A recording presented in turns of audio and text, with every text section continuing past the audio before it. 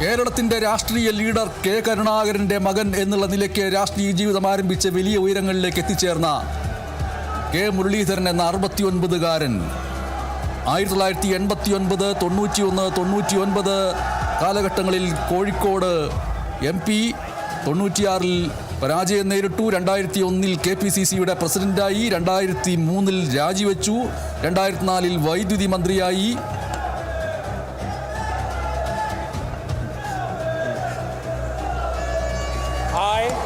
I, K. Muralidharan, do swear in the name of God that I will bear true faith and allegiance to the Constitution of India, as by law established, that I will uphold the sovereignty and integrity of India, that I will faithfully and conscientiously discharge my duties as a Minister of the State of Kerala, and that I will do right to all manner of people in accordance with the Constitution and the law, without fear or favor, affection or envy.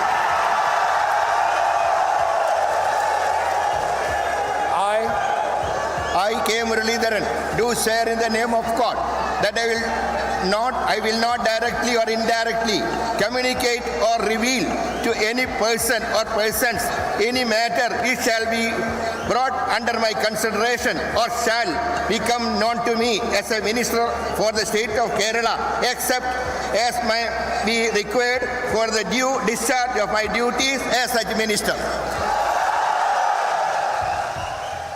ഒരു തകർപ്പൻ ഇംഗ്ലീഷിൽ super fast train വിടുന്നത് പോലെയുള്ള വേഗത്തിൽ ഇംഗ്ലീഷിൽ സത്യപ്രതിജ്ഞ ചെയ്തിരിക്കുന്നു K Muraleedharan.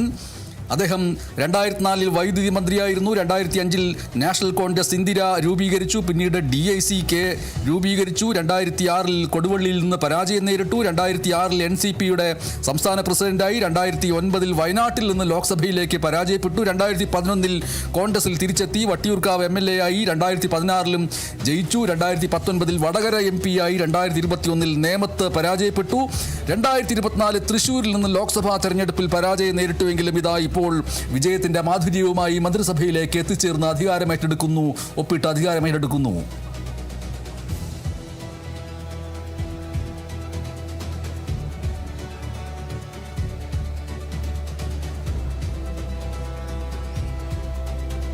മന്ത്രി എന്നുള്ള നിലയിൽ കെ മുരളീധരന് ഇത് 2ാം ഊഴമാണ്.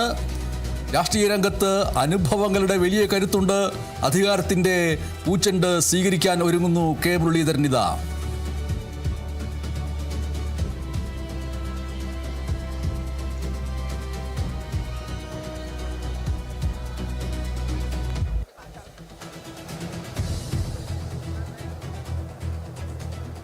I now invite Sri Mons Joseph, Minister Designate, to take the oath of office and oath of secrecy.